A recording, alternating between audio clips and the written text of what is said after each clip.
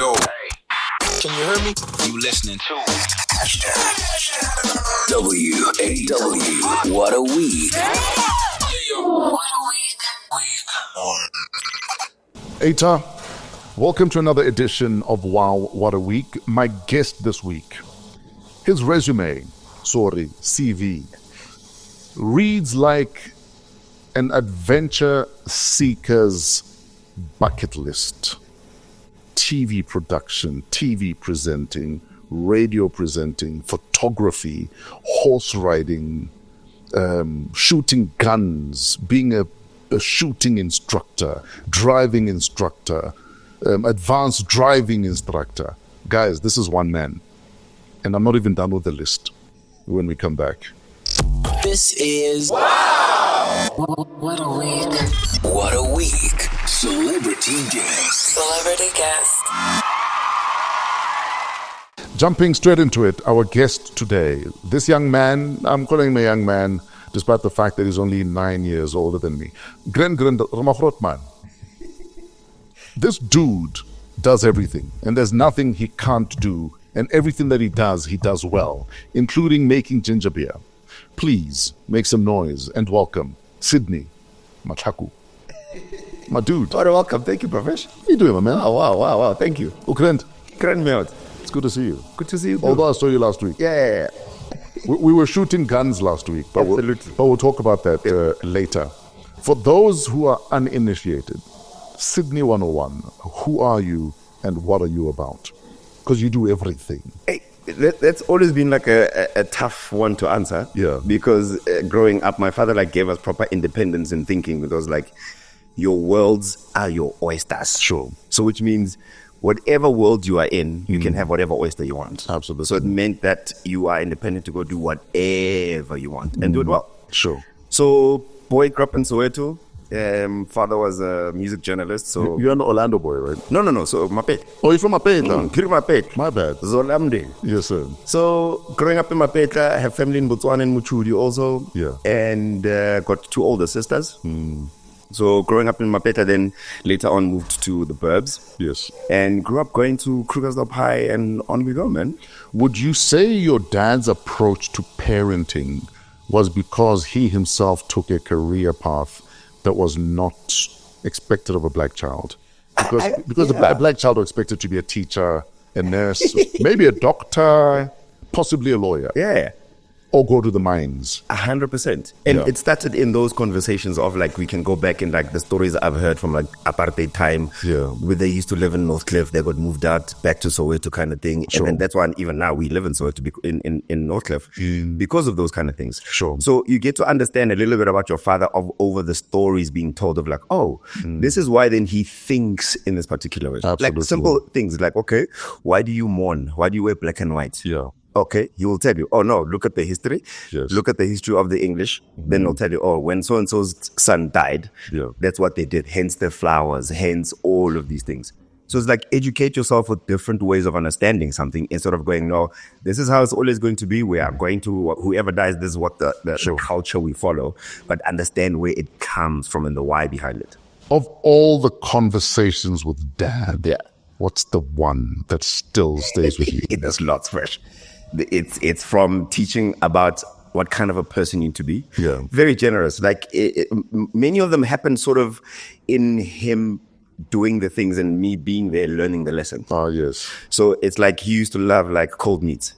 So he used to go to wherever, go get tons of cold meats and come. Mom never used to like them. And then before you know it, he's cutting them and we would be walking around in the neighborhood saying how's it to that uncle, giving them a full French. This one likes that one. Yes. And in understanding that sort of generosity, it's one of those things that still sticks with me at the back of my head to go, even when I go somewhere, what am I bringing to the table? Oh, wow. Yeah. What do you miss about dad? Oh, there's a lot, Chief. I mean, when you start to listen to how my father converses, you go, this guy is well read. He uses bombastic words. Yeah. And at the same time, he can still come back to speak to anybody on the road. One of the things he used to do for many, many years is okay, we live in a nice place in North Cliff or Redport at the time. Yeah. But he will still get into a taxi and go to work. Ask him, why? No, I want to hear what the people are really saying. Oh, yes. No, on a weekly, daily basis. The and you have to go chill there. The temperature of the country is often at the taxi rank. You see? At the barbershop, at the hair salon. So you'll find my dad's friends are mostly those guys that chill at the corners, at the salons, at the shebeens, at those things. And this is like a completely eclectic kind of people. And him in the music sort of journalist. Sure. Al Jiro used to come to the house for a visit every time in the country kind of thing. Humasikela at the house, trumpeting there. And it's like, that's how we grew up in a sense, you know? So it's weird to have a journalistic father where he was so well respected and people literally came over to come and just for a visit. Yes. Not like there was anything to go, oh, let's plan. When are you interviewing me about? No. It was just...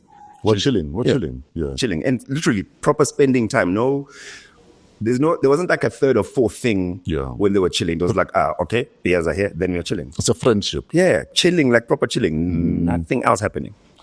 How have you translated that into the friendships that you have with the people around you? It is very difficult because growing up at the time, like before 1994, and having to move around a lot, having to have friends for like a short space of time because you're in a particular area or particular school for a short time, it's difficult to keep friendships going for a long time because, of course, the distance, not like today when we are easy on social media, but it gets you to understand how to cherish a short friendship for a very short space of time and really give it your all. So it in that even same thing with like falling in love with a girl. Hey, Baba. People always say, Sydney always falls in love because of, I want to experience everything all together. I don't want to like save it for next week. So we have the same problem then. I can fall in love. Even Trevor's pointing at me. I see. But is it beautiful? My dude, I will meet you today. Yeah. And fall in love today. 100%. And tomorrow I'm even planning, but would our firstborn be a boy or a girl? 100%. Even if I know it might not last, I will give it, I'll throw the kitchen sink at it. 100%. For that time. Yeah. And it's like, for me, it's like once we get to that level, first date, I'm already thinking first trip. Yeah. Like soon, not like where am I taking her? Yeah. Yeah. And it's like, it's in the same thing of like all the walls of my oysters. Sure. This one, I will take you to the shooting range. Next time, we go into that different things all the time. And that's what I like about like the understanding of like growing up and knowing that, you know, you are allowed now to go do whatever you want. And that's like the difference of growing in different eras. Sure. I feel like the people that sort of grew up before me, they are held back. Or I couldn't do that. So still they feel I cannot do it now. So it's in that understanding of like, even now when we were talking before, like, you know, that era of like from records to tapes, to CDs, to now downloadables. Living through that is like adjusting and adapting. Yeah, because I'd say people born in the late 60s, in the 70s, and early 80s have probably had the best of every world. 100%. And are still old enough to appreciate and go with the current flow. Yeah, and also what I like about that era, there was no anybody else telling you how to think. Yes. It was just clean, pure, this is the CD, you listen, you like it. Yeah. That's it. Yeah, absolutely. Now there's like too much information, but at the same time, I'm enjoying it. Sure. How did TV happen? TV? Hey. My father being a journalist didn't want me to get into the industry. Yeah. So we fought a lot about that. But it came like as in something that, again, you fight over, oh, my worlds are my oysters. I want to go taste that world. Sure. And it was like auditioning. I saw on TV, and it started in this weird fashion of watching Studio Mix every Friday. Sure. And you must remember, back those days, it was, again, going from SABC, then Mnet, right? Oh, yes. They were the first decoders. Yes. When you only had Mnet only. You know, before the movies, before many channels, 200 and something channels. Before then, also there was the music. So it started off with the music and loving the music every Friday, coming back from wherever we come from. Yeah. Before my sisters went out, Bo Enigma, Bo Jack Velvet, all So those basically, clubs. your sisters were coming to party with me. Yeah. Kanti, you're going to take over from me on Studio Mix. Didn't even know. It was one of those weird. Even now, I'm like thinking, how weird is this? I'm talking to you, calling you fresh, as if we are like, you know, at the same era, same age. But when I tell the stories of like, let me tell it now, actually. Yeah. You were interviewing Mbusa the other day, right? Yeah. One of the DJs I grew up with. Sure. And the stories were, you were wondering, where does your crossover come from? So let me tell you a few stories. Take it back to when radio was ready. See, I'm going to do it again. You remember how radio was back in the day? Yeah. So for me, it was like you used to listen to like radio. It was just songs. One jingle, two jingle, and maybe one link. So what that happened was now we want to have our own music. So we go get the best TDK and we're sitting there with our radio. Eh? It's the record button and the play button. Yeah. And then you're just listening out for Fresh to keep quiet. Then you're in there. Yeah. Then you record. Then you're listening out to the beats and counting. Yeah. Because in the jingle, also if the guys mix it nicely, it's on beat. So you also listen, you just go pause. Yeah. And then after you go pause, you wait, and you unpause. Yeah. Then the song sounds quite seamless. So imagine all that time growing up, 7, 8, 9 years old. That's all I'm doing. I'm helping like DJ Dikhoele, Soli Vista, Brown Sugar used to live back opposite Kochai. Yep. So you're looking at that, my father working a journalist, getting music all the time, them coming to the house, coming to get some music. Growing up in that era, so let's like 1991 kind of thing. Yeah. And then you move like 2, 3, 4 years later, first year in Standard 6 in Kruger's High. Yeah. So now you are like one of the first black kids in school, right? And then you're trying to figure out the culture. And when you look at it, it's like there's less than 20 of us amongst 1,008 students that are white. So the culture, the music that's being played all the time is music you don't know, you don't understand. It's like, and I want 500 and thousand. Yes. And those are the songs you get accustomed to. It's like people ask me, oh, why are you working for High Fort? Hey, Baba. Yeah. And Kruger's Up, those are the songs I listen to. Absolutely. So that comes into the socials, me getting the CD from my dad going, hey, play this one. Remember before it was a tape? Yeah. Then we couldn't use a tape because then somebody's going to hear, hey, it's djfreshsa on YouTube. Or anyway, Yeah. embarrassing, right? Yeah. Then the CDs came in that era, like 93, 94, 95. Yeah. So now imagine the first CDs coming where now I'm taking a song to the DJ at a social at high school, right? Standard 6, even at primary school, and they're only playing like maybe 1 minute of the song. Yeah. Then we lose our minds. Hey, we complain. Sure. It's a fight now between the teacher and everybody. It carries on for a few months. Next week now, oh no, Fresh has got like Fresh House flavor. Yeah. Then it changes the game. Sure. Then it's no more listening to that music with our dorms or our tapes. It's now CD with like 4, 5, 12 songs, 1 hour of proper listening. Yeah. And it's nicely compiled. Sure. So now when you give it to the social, when you're like in your standard 8, like let's say, I think Fresh House Flavor was like first one, 98, 99, somewhere there. Yeah. So imagine now I'm standard 8, standard 9, and I've been that kid that always like giving CDs over from TKZ, from that, and people going, hey, this song sounds very ghetto, listening to Bo Arthur, Don't Call Me Kafa, all those kind of songs. Yeah. Too ghetto, they play for 30 seconds, stop, clears the dance floor. Then we get like your harsh flavors now. The music we've been listening to, now you've managed to put it on a compilation. Now it changes the game now. Now it's no more 1 minute of listening. Yeah. It's track number 4, 5, 6, 7, 9, 8, 9, and 12, Baba. Absolutely. The whole CD. Yeah. It's an hour now of everybody being forced to listen to our music. Because at the time, like, it's black music, it's white music. Yes, it wasn't yes, just yes. music is music. And that's where now the crossover happened, because like anyone that is at my age that went as like the first black kids to white schools, they will have exactly the same stories. Sure. They will say, no, I left high school. When I was in standard 8, I bunked. I left. I went to go see Fresh play at some whatever gig somewhere. And that is why maybe I'm in trouble at school. Some of us didn't get caught. I literally have goosebumps listening to you because I'm meeting a lot of guys now in the 40s who are telling me how they were expelled from boarding house. And the funny thing is, it was always black kids who were at formerly all-white schools who were in the boarding house, who heard I was in town and jumped to the fence and came to a party of mine. There's literally 100%. a whole tribe of former Fresh House Flavor expellees from boarding school. Experts and expellees of that. Because of, if you think about fighting for something that you really want to hear, that you grew up with, that there's new culture you don't understand. Yes. And then you become close friends with some of these guys, right?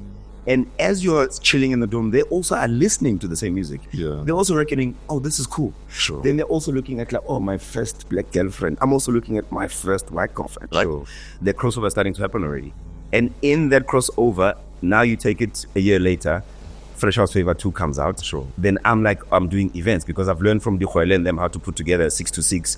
I get hired by Peter Stuyvesant. While I'm working for Peter Stuyvesant, I have the thing for going on TV. Before you know it, I'm like 2000, I think 99, 2000, 2001? Yeah. First gig, Peter Stuyvesant, working for Studio Mix at the same time. Voiceover gigs, MC gigs, and on we go. And when you look at that now, I go, I've got you as sort of background tracks. Everything. My shags. Gee, so you shagged House Flavor? Yeah, Baba. Which song? Here I'm gonna hit you. Here. Do you remember track number 4? Yeah, track number 4. Yeah, my man. Yeah. Fresh number 4, track number 4, Baba. Whose camel did you get on?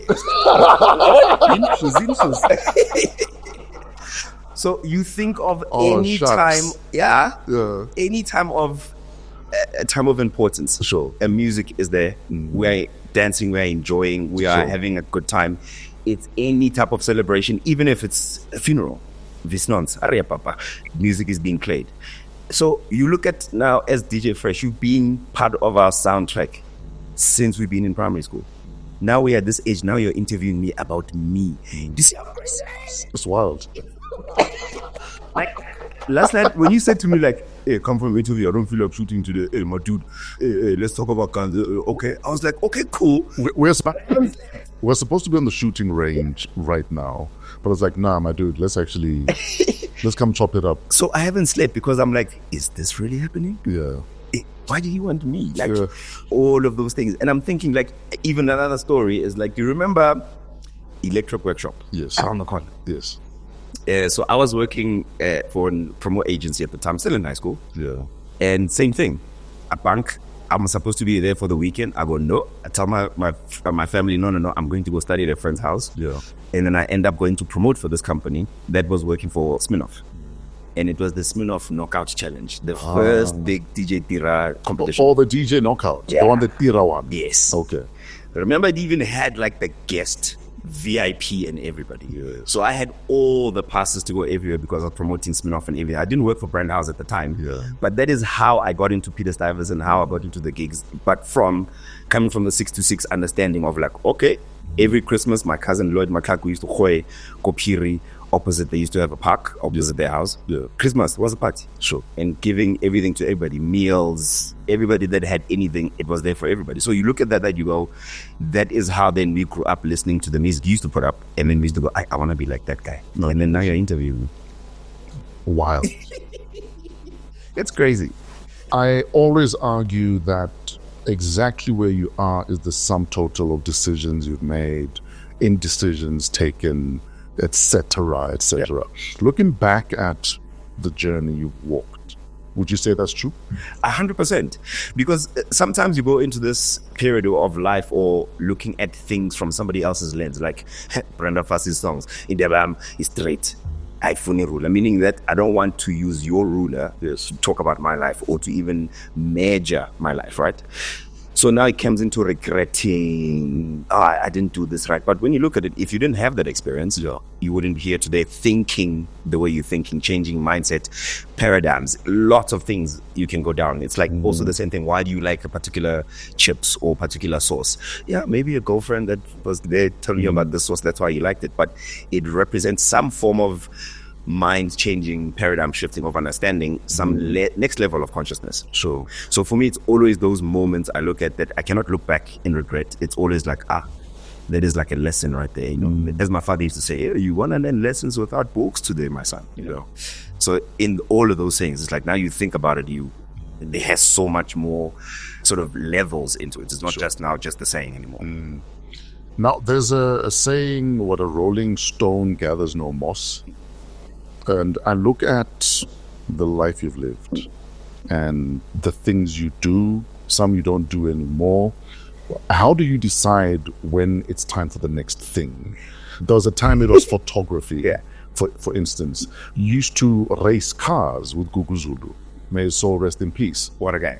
Next thing, you are an advanced driving instructor for BMW. Yeah. Next thing, oh no, now he's the shooting instructor. My dude, when do you decide to move to the next thing? How does it work? It comes back to your worlds are your oysters. Yeah. And it's understanding there's two things to this. The first thing is like, what do you like? Yeah. What do you feel for? And the same thing of getting into the industry, how do you become your own self instead of trying to be somebody else? Because again, it's like, oh, we idolize Fresh. We want to become a DJ. Sure. Okay, how do you become yours? What is your sound? What is your type of mixing? What is any of those things? And it's that allowance that gives you that, for me, as my father gave me those kind of sayings to say, allow yourself to over and over fail. And in allowing that, it's like, oh, if it doesn't work, I don't have to hold on to it to go, oh no, again, coming back to regret again, oh no, I can't. So even like the last 2 years, I've been doing triathlons, I've been enjoying them. I wanted to do the full Ironman. I've done, I think 6 or 7 half Ironmans. And then I was like, the shooting bug is taking me. Then I was like, I'm jumping ship.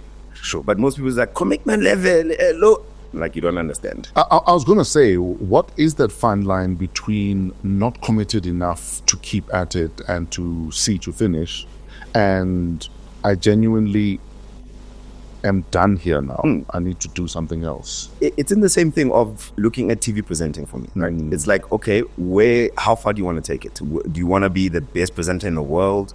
Do you want to be the best presenter in South Africa? Do you want to get to a point where you are just comfortable presenting? Whether on radio, whether MCing, whether whatever, or do you want to like chase that big show because then it promises the money? And then for me, it's in a weird situation because I guess, yes, money's always been an issue because you got to make it. You got to always know how to make it forever and a day. But you get to a point when you go, you know what? I'm comfortable getting 20K a month. Yeah. That sets everything paid. Everything is paid. Yes, I don't have an extra to go to the restaurant. I don't have extra to take whoever out. I don't have an extra to go do the next thing. But once you get into you being comfortable with yourself, comfortable with the money you're earning, comfortable with who you are as a person, it's much easier then to take on those decisions to go, I'm deciding to do that instead of moving on to that in that sense. And once you get into that, it's so relieving. It's like you've taken off the issue, you know? It's like a monkey off your back. Yeah. Literally. And then happens, then you make a little bit of extra cash. Yeah. And then you go, the thing that you really, really, really wanted, you go, I don't feel for it anymore. Yeah. And that's why, again, you go, it's easy for me to jump ship. Sure. Easy for me to go to the next thing because I'm not regretting anything. I haven't. And again, it goes into, did you know your why getting into? I used to hate that book. You're finding your why. Yeah. But when you realize that the why becomes the everything, it then makes sense. So that's why I hate it, because you go, there's nothing good that comes out of why. Yeah. There's nothing enjoyable, because when you know your why, then you're gonna go, I have to put in that work now. Exactly. I have to be there. I have to be there in the morning. You don't have a choice anymore. And that's the difficult thing on learning anything, because it's in that painful experience of having to do something from scratch. It doesn't feel good. You don't know what you're doing. All those feelings. For me, I'm happy and confused all the time. I was going to say, then what do you say to people who say he has commitment issues? I think that's their opinion. So that nothing to do with me. Do you have commitment issues? I do. Yeah. For me. No, because you cannot hold me onto me making a decision. Sure. If the underwear feels uncomfortable, why would I put it on and keep it on? Sure. Take it off and move on. So it's in these labels that it's almost like, because you thinking you are sort of commitment phobia. It's not a phobia. It's understanding that thing does not serve me. I know what I don't want. Yeah. Funny you say that, because it's one of the things I used to tell my sister. I'll go, hey, go sleep with as many men as possible. I'm tired of hearing the stories again. Go sleep with as many men as possible, so at least you know what you don't want. Yeah. Because that's the easiest way. Because everybody's going to be selling this nice story to you about them. Then you're going to be going, I think that's what I like. Exactly. But it's your understanding of them selling the idea to you, not you now deciphering it. You know, taking the whole wood and chiseling it to making a sort of a sculpture out of it. You need to be doing that to understand, is it the person I want? Did they listen to you? Some of them did. Some of them did. It become problematic because now it's like guys bump into you, they slept with your sister, and it's like, fuck. You know what I mean? It happens. And the thing about my family is like, my sisters and my cousins are gorgeous. Sure. It's just one of those. So they are never short in having somebody next to them in that sense. But, you know, they behave in that sense as girls. But at the same time, I feel like they're older than me. I cannot speak for them. They need to speak for themselves. I can only speak from my male sort of hang-ons or things that actually don't matter, because it's got nothing to do with me. How did you end up racing cars with Gugu Zulu? Visiting family in Botswana, ne? Sure. And having access to bakkies going to the dam and no traction. Sure. Going sideways all the time. I learned how to drive in a Toyota Stout. Yeah. With a champion gear. There we go. Here. And I'd watch my mom drive. I remember I was about 11-ish, 12. And I said to mom, I can drive. She's like, you're talking rubbish, man. Yeah. I'm like, no, I've been watching you. And I jumped in and I showed her that I could drive. And it reached the point where I'd just take the car and I'd find a dirt road and we'd be drifting forever. And I look back and I think, how are we not dead with how we used to drive these bakkies on dirt roads? It's called instinct, Fresh. Yeah. It's natural, this thing. If you wanted really to off yourself, it would have happened already. I'll give you an example. So when I started, riding motorbikes when I was 15, because my friend had a Y50 Yamaha 50cc, so he taught me how to ride. Yeah. But when I bought my own bike, a lot of the things that I learned from teaching myself how to drive, like for instance, where you look is where the car's gonna go. Translates over. I started applying that in my riding. 100%. And I was like, oh shit! I taught myself this principle. And it's true. It's working. It's true. It's working. It's like, it's the difference between believing you can do something. Yeah. Like your mom was like, I don't believe you can. Yeah. You went, no, I know. Let me show you. Yeah. How do you know? No, I've been watching you do it. Yeah. You see what I mean? And it's in that, like, my father, again, after the Botswana escapades in enjoying life, you come back home, you're like 9 years old, dad goes to the shebeen, he's got a car, can't drive home. I drive my dad home at 9 years old. So fast forward a few years later, I've got my own license. I cannot wait. Yeah. I'm one of those kids, like, when I turned 17, I wanted my learners because I calculated 18 months. By the time this time, I'm going to pass. Sure. As soon as I turn 18, it's on. So now understanding that I know how to drive. Work for Peter Stuyvesant. I get taken then to go to advanced driving. No, I can do this thing. Sure. I get to be under the fleet, safety, and all that kind of stuff. Oh, okay. So before they gave you those lovely cars of theirs, they made sure you had an advanced driver's course done. Yes. Guys, if you could do your kids a favor or any family member that has especially a brand new driver's license, please gift them an advanced driver's course. Because that It's not, K3 is not enough. Guys, advanced driver's courses will save your life. 100%. And I found that the advanced driver's course that I did made me even more hyper alert when I'm riding my motorbike. Because it's like you start to learn certain things about it, of where to look. I mean, like when I was working at BMW, I'm going to come back to the story. When I was working at BMW, you used to get a lot of German students, Scandinavian, coming to do advanced driving here because it's kind of like cheaper for them to come here, have holiday, get an advanced drivers because they cannot get their licenses there until they get their advanced. Okay, so it's standard in Germany, for instance. If you haven't done advanced drivers, you have to do advanced driving in order for you to get your license. It makes sense. 100%. Yeah. So we get taken there. I look at this thing. I'm like, oh man, I can do this. Yeah. Is this what you call advanced driving? Yeah. I've been doing this for days. Yeah. Even in high school, I had a friend of mine, Sidiso Pambuka. He loved drifting. My father had a 325i. Jeez, bro. So that car, when daddy was not looking, we played. Yeah. So we there. I'm looking. I'm like, hey, can I come work here? They go, yeah, come on Tuesday and Thursdays. This is when we do. I meet Lucas, one of the guys that he started there as a car wash, but then ended becoming a head instructor there. Short, old man. Taught me everything I need to know now how to drive on the skip pen one. And not just a Tuesday afternoon, Thursday afternoon. He was like, you've got this. Come.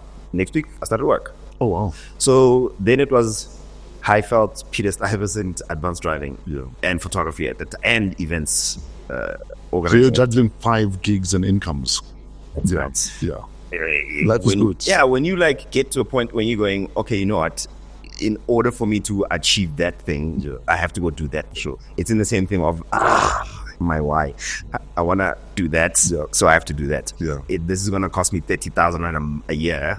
So then I better get that going. Exactly. Because I want to get that. Sure. So after a few goings at BMW, then they started inviting me then to go do bigger days. And then I went to go Audi. Then we did the course. That's why I actually met Kuguzulu. And it's weird because my boy from Soweto, I'm over from Soweto, he's from DK. How come we've never met each other? Yeah. You know the stories now. I have Mondio Kells, Loretta comes around, the stories. Oh no, I also used to date Loretta. You know what I mean? And then it's like, oh, you mean you had a school to learn how to what? How to thrive? No, they took me to America. What? You get angry at your parents and you go, why didn't you know this information of taking me to racing school? And from then it just carries on into like this thing of, I've got a bucket list. I've got a taste for these things. I love traveling. I love changing the idea of my paradigm shift, and traveling, experiencing new things, new people gives me that. Sure. And it's also this thing of like, if you grew up in the time where you have to go pick up water because you didn't have a tap or lights or any of those things, there was some hardship that you went through that now when you go camping, you go, hey, I don't want to go camping anymore. I've gone through that lifestyle. And I'm going, you are missing out on a hobby there. Sure. And in the hobby, it teaches you how to be hard, to live a sort of hard life compared to your soft life, a more convenient life. Yes. But you're putting yourself into this, what I love, the most amazing stress. It's called eustress. Yes. It's the stress that comes from Europe. Absolutely. Eustress. Because it's spelled EU stress. Absolutely. It's the stress that is like you, kind of like your mentor, because you want to impress them, because you want to make sure that whatever they taught you, you want to impress. Yes. It's that stress. So when you go, I want to go do a triathlon, I want to go run a marathon, I want to go gym and put my body in a correct way, any of those self-induced stress gives you a good understanding of stress. And when you have a good understanding of that type of stress, it's easy then to commit to things. It's easy to like, that's what I want to do. I'm gonna do that thing. But surely also on all these journeys that you embark on, you are almost crystallizing your discipline levels. 100%. Because it becomes a case of there is nothing I cannot not do 100%. if I want to do it. Like going, because I know my determination has taken me here already. Imagine 2001, Iraq-Afghan wars. I'm working with 40, 30-year-olds, come from the army. Yeah. Me and Lucas are the only black guys there. And racism starts happening. Yeah. And then you start looking at this going, so where was this? At BMW. At BMW, yes. Do I need to get armed? Because it's like, putting out the cones, getting the cars washed, making sure the petrols are filled. It comes into that understanding of like, no, who's going to be doing the job now? Yeah. I can now we're all equal, meaning that we're all instructors. Absolutely. Yes, I'm a junior instructor, fine. Yeah. I'll go put out the cones, learn where, no problem. But then it gets into a fight now of like, who's who. And then they used to like, lean over and then show hooray. The They've got. And then it becomes an intimidating situation. But also, is that not illegal though? It is, but at the time you don't know because you haven't gone through the course of getting your proficiency to get your competency. You don't know what the law is. You don't know. It's the same thing with Kasi. How many of you have been pointing with a gun? Yeah. But you don't know. I can go, that guy pointed at me. Hey, what else? That carries 3 to 5 years, even 10 to 15. I was going to say, a lot of people don't know that just flashing your gun at a person. Yeah, just going, you will go to prison. Easily. You'll go to prison. Easily. Yeah. It's just that the scary thing about it again is the understanding of like, no, some people can get away with dockets, getting lost at the police station, then the case is not, then you're going to come back at you and la. But the truth is the truth. A friend of mine was traveling to Botswana and he'd emptied out his car because him and his wife both carry. And somehow one round from his wife's gun fell under the chair. And the customs guys on the Botswana side found this one round. That's enough. He spent the whole weekend in prison, in jail, because he had to prove that there's a license. Because he emptied everything. He didn't carry the gun with him. 100%. And he was going to go to jail for that one round. Yeah. And most people don't know that's 2 to 3 years. Yeah. Just one round. In fact, it's X amount of years per round you're found with. So let's say you're found with an illegal gun and it's got 10 rounds in it. Yeah. That's 2 years times 10. Exactly. That's 20 years now. Just counting the rounds. Never mind what we're using. Why do you have a gun with this? Never mind a filed off serial number. Never mind any of those. So at that time, you get into this understanding of, no, man, I'm being intimidated. What needs to happen? Yes. And then you go, oh, I'm going to go get it. I'm going to go get a license. Yeah. It's a thing, again, of educating yourself. I don't know what is happening here. Sure. Do I have access to a lawyer or no, I don't? So go self-educate yourself. Sure. In fact, that's the reason I have you here to actually talk guns, because you are the gun guy. Now, take us through the journey, and also for the average person that has never shot a gun, doesn't own a gun, hasn't been through the process. What did you have to go through to get your first license? look, the process is very easy. It's just that you need to have patience. Sure. So the process goes like this. Firstly, I advise everybody to start first at the police station.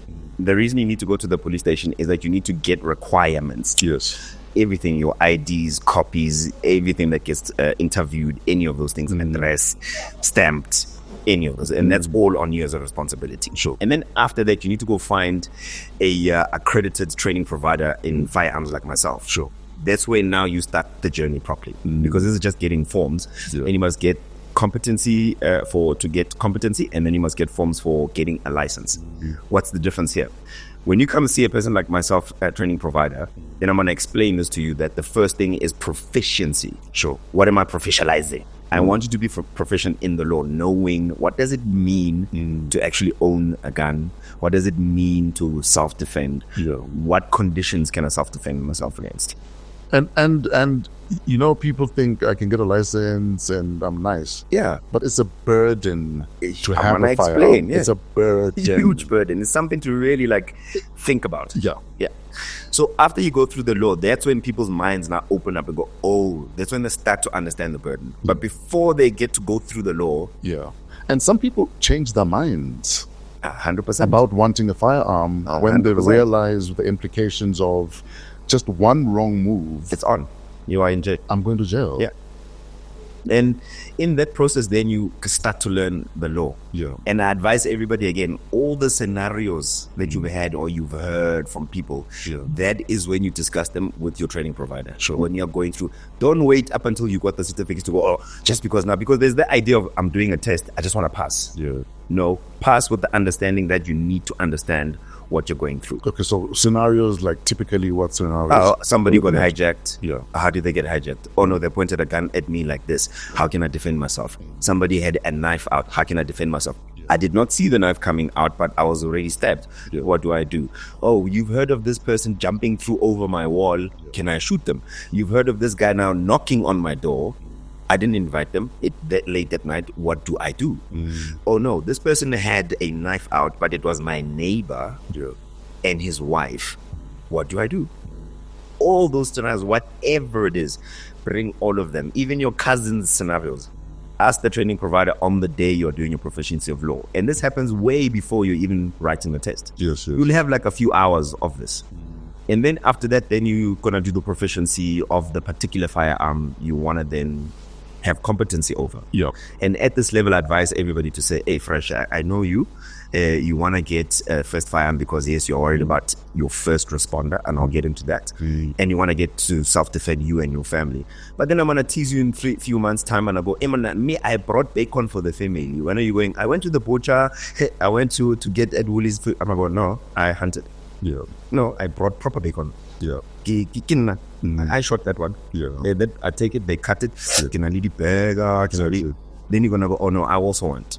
Because the process of going through that again and also having to apply, it takes a bit of time. So it's best then you do competency for all firearms. There's only 4 of them. I was going to say, so what are the 4 competencies that one can get? One is handgun. Sure. One is carbine, what we'll call mratata. Okay. And what they will call in the States assault rifle. Okay. Which is incorrect because AR-15, AR means Amalite company, Sure. that makes these weapons. It doesn't mean assault rifle, the AR in them. It's Okay. just Amalite rifle company. So that's the one I would say, because in South Africa, we're not allowed to have machine guns, meaning that fully automatic. We're allowed to have semi-automatic, Yes. which means you pull the trigger once, the gun does its thing, and loads the next round. So you let go, press again. Let go. So you can't get it. No, you can press once and then that's not allowed. That army kind of situation like that. So that's the 2. Then the third one is the one that we hunt with, single loading with a bolt action. You see them working it in that sense. Yes, yes, yes. And that's the one. Then again, we go out, get that one for hunting. Simple, easiest rifle to actually shoot. Rifles are easier to shoot. It's wild how So, for instance, I started shooting in primary school because we'd go to the farm with the old man.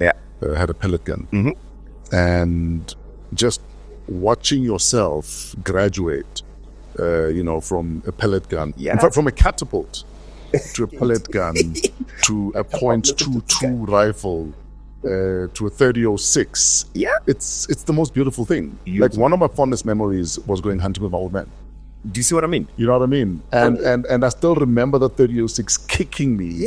But seeing that buck fall, and I'm like, oh wow, I did that. 100%. And what does it mean? The ritual of it, going to go get it. And it's in exactly the same thing. Kaketi, the first time utunya stripe. You don't know what stripe is? You don't know. What? Do you know? Stripe. What stripe? No. Oh, never do that. I've never. No, we were hunting birds. We were hunting and buying the birds. Exactly. So from that, now going to go hunting. So again, that is the bolt action rifle. Sure. And then the last one is what everybody likes: pump action. So those are the four, I would say, get proficiency in them so you can apply for competency for them at SAPS. Okay. Because it's one day, and once you understand how a handgun works, they all literally work exactly the same way. So it's easier than to do an all-in-ones. And yes, it's slightly a bit more expensive because then you're doing all four instead of just one. But save up then and just go do. Because again, the applying takes about 4 to 6 months. Sure. They say at SAPS. But we know sometimes it takes a little bit longer. And that's why I advise there. So it's the proficiency on the law, proficiency then on the particular firearm that you want. Then you're going to take your results after you pass, go with the forms that I said you must go get first at SAPS, combine them together, fill them out, hand them in at SAPS. Then SAPS is going to then approve. So what the process is basically is to do your background check, to check if you've got any criminal record, check if any domestic, anything, because any of these cases of like either fraud, alcohol, driving, you owe some money on your tickets, any of these things that put you into like a wrongdoing according to the law, it makes sure that you're not going to get your competency. That's then you're not going to get your license. Absolutely. So you need to make sure that any of those things are clear. So most guys ask me, so how do I know? Have you ever been to the police station and taken fingerprints? Then they go, oh no. Then I go, nothing to worry about, carry on. But if you have, then you can go do a clearance form at the police station, and then the clearance form will check all your records, and then it will come back to you, check what you've got. If you have a criminal record, for whatever the infringement, what's the process if you want to get a firearm? It's a long process, but it starts with you getting the clearance form, and then getting the clearance form then basically means that you know what you've got. And some of these cases, depending on what you've got, some of these cases also expire. So after 2 years or 5 years, then you don't have to worry about it. But then that means that if it's not and still there, you have to then go get an expungement form from SAPS again, and get through that process to help you to expunge any of those records. And some of them have to stay, some of them have, like I said, some of them expire, and it's understanding that process. Some of them will involve you getting a lawyer or actually getting to appeal the process to say, no, that case has been expunged. So it's understanding first at get a clearance form. If you do have, then you have to get them expunged. Okay, so you can get competency in 4 different categories, but obviously more often than not, people just want to protect themselves. 100%. So you want to get yourself a handgun. Yes. How do you know the perfect handgun for yourself? The most favorite question to ask, because I'm a gun coach. I coach guns. So here's the thing I always say to people. It's like, firstly, understand what you want to use the gun for. Because you get different types of licenses, and we'll go through them. Section 13, which is self-defense. Section 15, which is more what you call occasional. Just the guy wants maybe 2 or 3, but occasional sports or occasional hunting. And then you get dedicated, which is section 16, which is where most of us would want to play around in. So now you decide where you want. So people that live on the farm, they go, me, I'm hunting all the time. I don't need section 13. But you are allowed to self-protect yourself with any of these sections. I was going to say, as long as you're licensed, whatever firearm you own. As long as it's licensed. At the time, you can use for self. But you can't just walk around with it, though. No, you can't walk around with it out. It has to be concealed. Or the rule really is covered, not concealed. It's not like the States where it's concealed. So those are then the idea that you got to understand what you want it for. Once you understand that, then go into, understand them as if they're like your cars, the German cars, right? BMW, Audi, Mercedes. Okay, even in that, there's even like the series, right? 3 series competes with C class, competes with A4. Yes. Then you start to understand in that level, because then it goes into the size of your hand. Then you understand, okay, if I'm 3 series, maybe I'm a small. Oh, no. 1 series is extra small, and then medium in that fashion. Once you get to understand them in that way, then you start to understand which one are competing, and then go research more which one is competing with this one. Sure. Once you understand it like that, it's easier then to choose. Once you get to understand then which one is competing with which, I always advise, if you get the opportunity, which is very difficult, we don't have a lot of firearm shops in South Africa, and we don't have a lot of them that have a shooting range. And also with the ones that have got a shooting range, they don't have enough guns for demo for you to try out. So if you are lucky enough to find one of those, try out back-to-back 2 guns that are competing in the same size handgun, same size barrel, and all these kind of things. Once you start to understand 2 things, you're going to go, okay, one might be accurate with, and the other one not so. Then you get into 2 understanding. You either want to get the gun that you completely love, but now understand that if you don't shoot well with it, you're going to have to spend a little bit more money, time, training to learn how to shoot well. Compared to the gun that you shoot well, accurate at first go naturally, then at least now you don't have to spend too much on it. How important is concealability? It is very important. Let me be frank with this one. Sure. Because there's different types of races that have guns, and because of our history of our country, you gotta understand that it's understanding the law. The law says it's covered. Conceal, carry, blah, blah, blah, but understanding it, it's covered. It means technically I can have it on the outside and use my cap and cover it, and I'm safe. But now you gotta understand, where do you hang out? If I'm on my farm, it's my property, danger might just come over. I must be ready to draw also. I don't need to have it covered because I'm on my own property. My staff understands there's nobody's going to go, hey, this guy was threatening me. Sure. Because we are all armed in that sense, right? Now you go into me, grow up in Soweto, that know, like any fish and chip shop, or where I been somewhere next door going to go buy, you know the drill. 3 guys, the big one is going to grab you here, the skinniest one is the one that's going to go into your pockets. And then you start to understand the drill, go, oh no, they must have seen something, because when it's anywhere, for me, 3 o'clock at the back, it becomes our gun. Yes. That's when now the conceal for me becomes very It important. becomes communal. Yeah, it's ours now. We all saw it. And it's so easy. I can just walk to you and just Absolutely. grab it. Yeah. So I go, no, I follow rather the conceal idea of it. Even when I'm carrying, you won't be able to see it. You gotta like really know and look for it. Yeah. And now that I've advertised where I carry and on the social medias, people kind of like know. Yeah. But still, you're gonna have to like go. Even now when I'm sitting, you can't tell really. Absolutely. Yeah.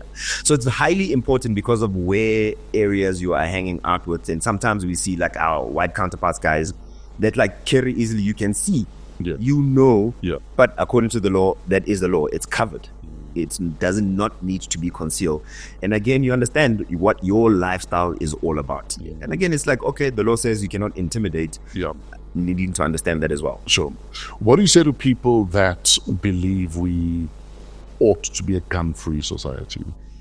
You know, it's one of those conversations that I feel it's always had on the extremes, and we don't all live on the extremes. It's like when people describe, even I was talking to friends the other day describing about like what's happening in the States with the airlines, it's crashing all over. It's like they're falling out the sky. And people are going, oh no, my airplane landed upside down. And people are describing it as like a near-death experience. I'm going, is almost dying being in hospital, is that not what we call a near-death experience? Compared to, I just got into a car accident.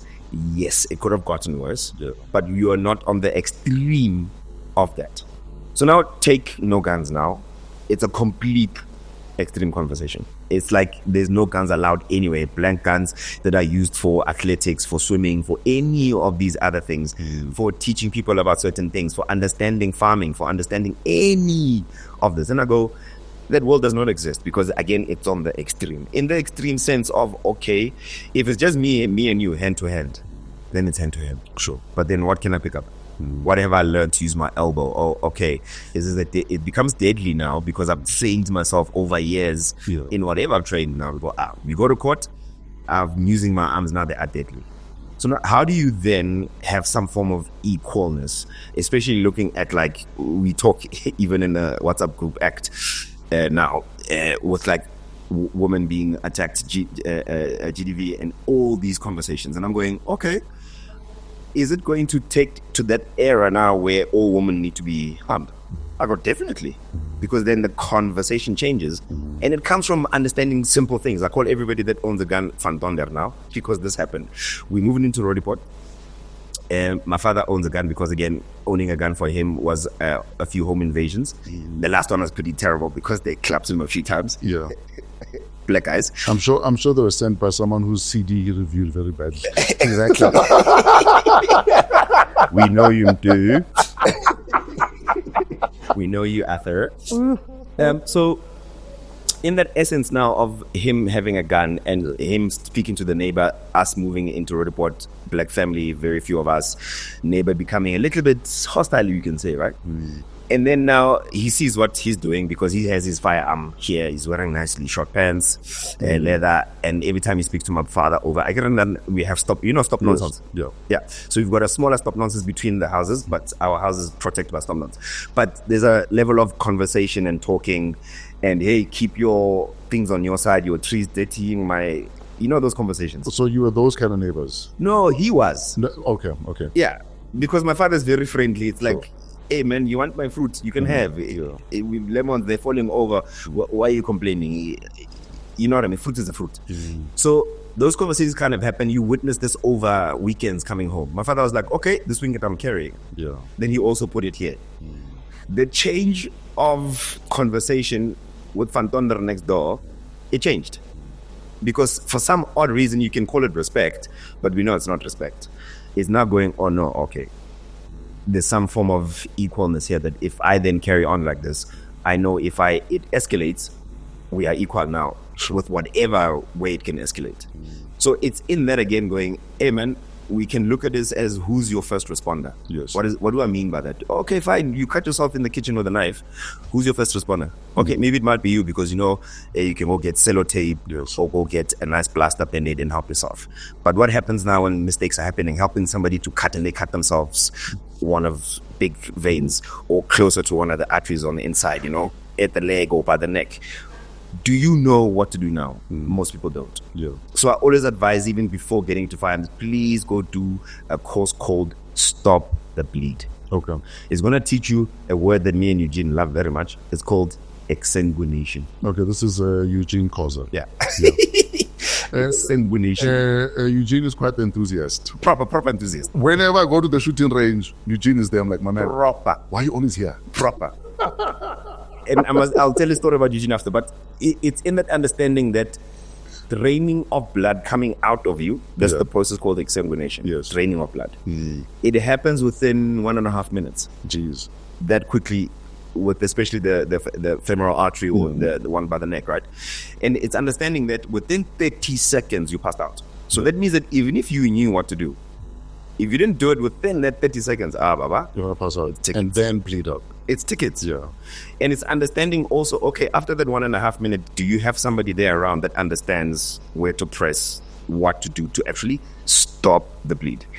You know what's crazy? Your average household doesn't even have a first aid kit, let alone know a first aid course. 100%. Or what to do if the little barbecue chokes on a piece of meat or drowns, God forbid. Any of those courses, I always advocate. For me, I guess I'm lucky. My mom is a theater nurse, operator.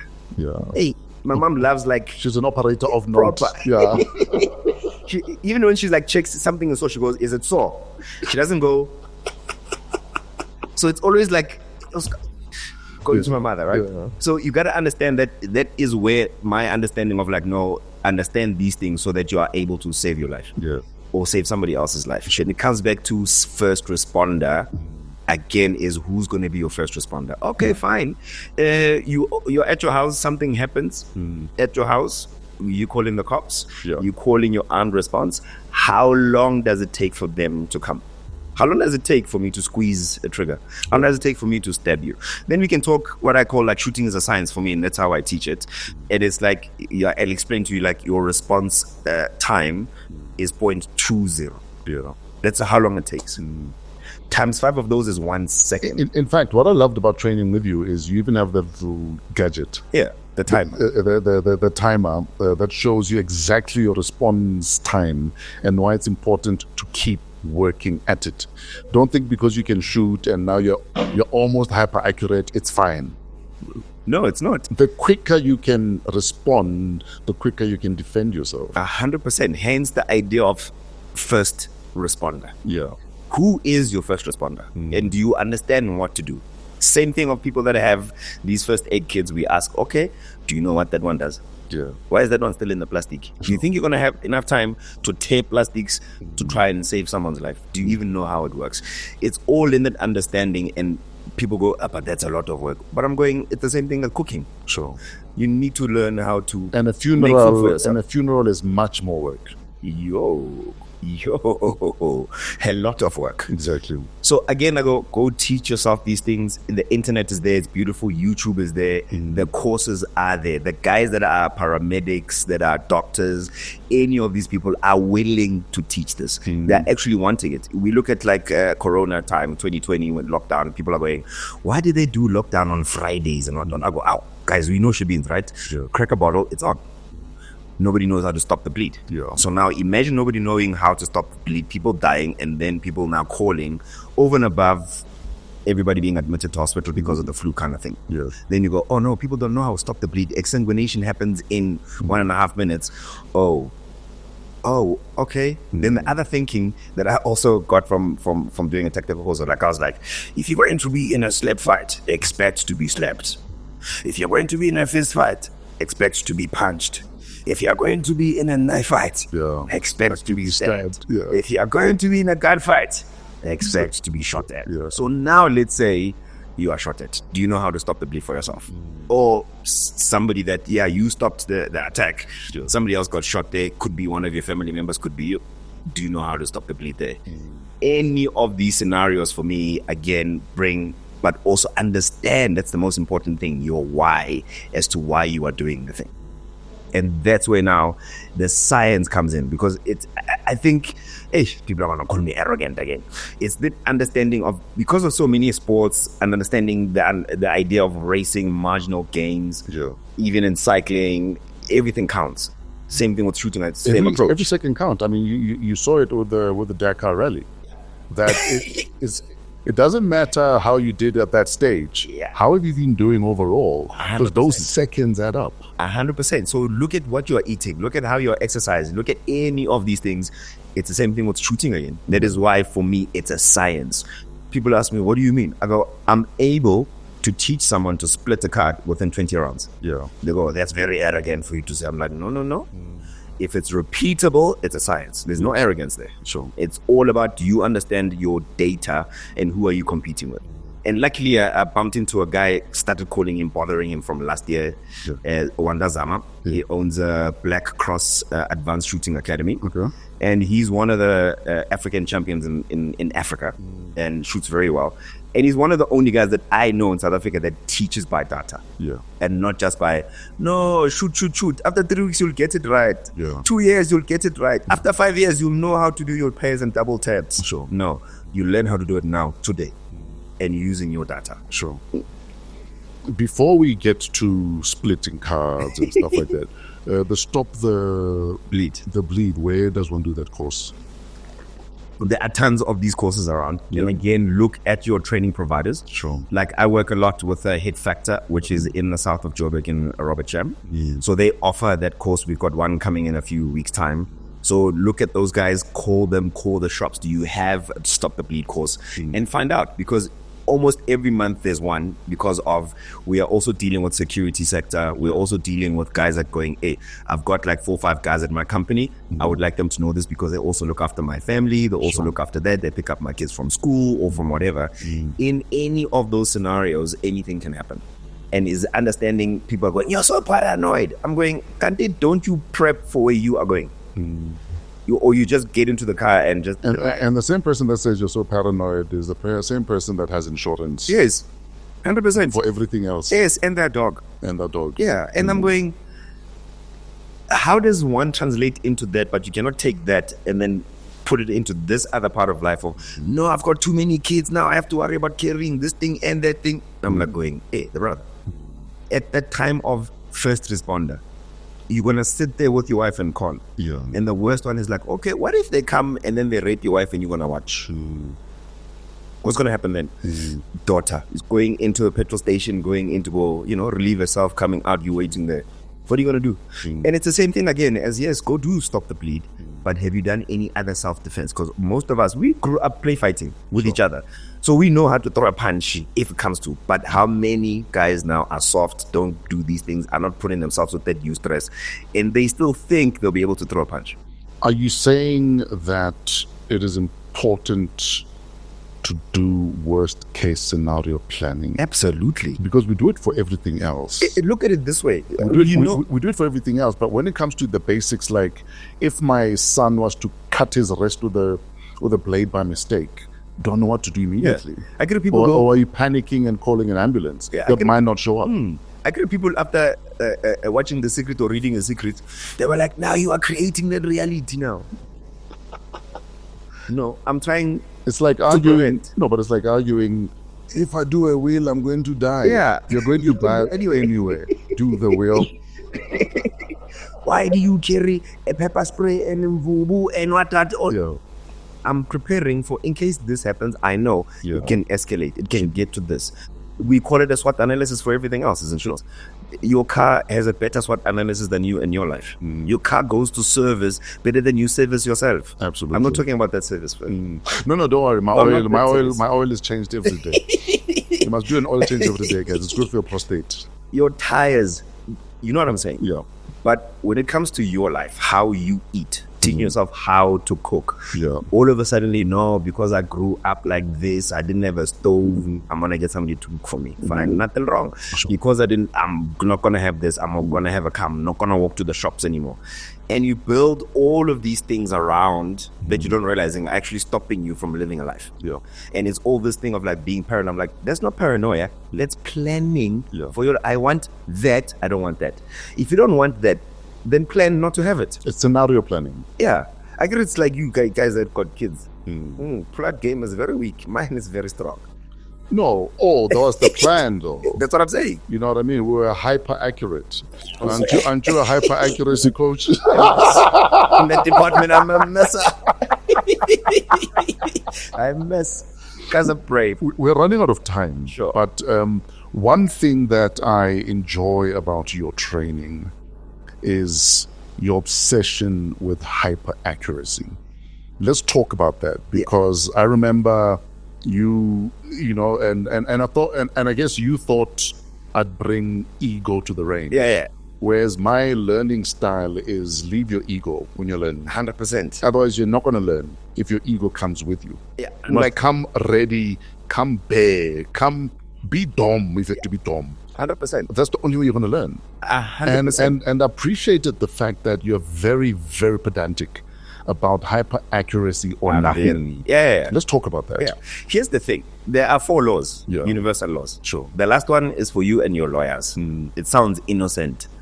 Know your target and what's beyond it. Sure. But what does that really mean? You must know what you are shooting at. And in case the bullet goes through. Yeah. What's behind it? What's behind it? Like I said, guys, owning a gun is a burden. It's not... It's not gangster's paradise. It's not. So understanding that and understanding where on the body to shoot and those kind of things like bones that can stop the bullet from penetrating completely through. That's where now this understanding of hyper accuracy comes from, because again, you could be in that self-defense demonstration or situation.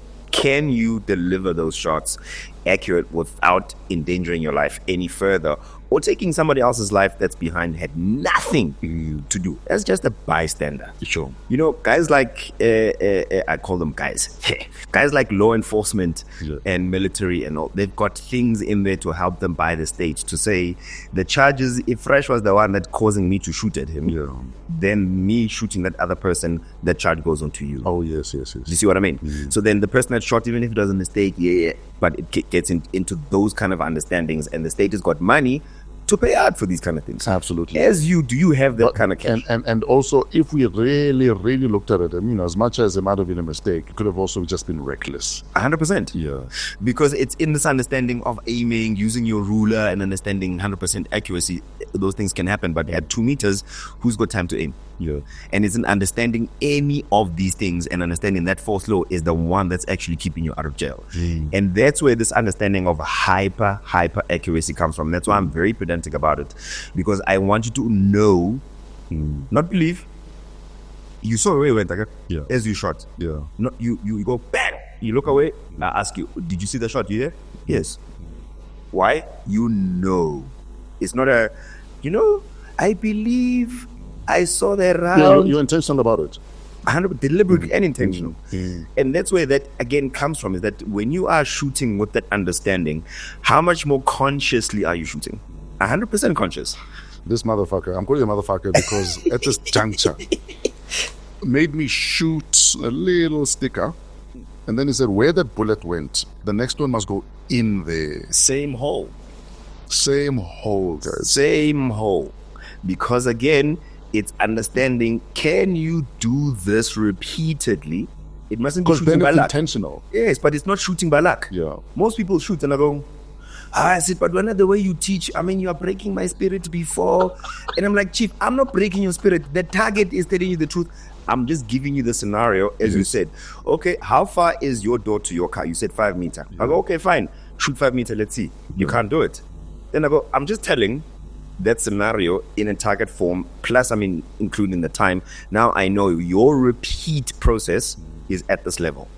So now you need to improve that repeat process, but at least you know. If I take the shot, it's going to take me 5 seconds.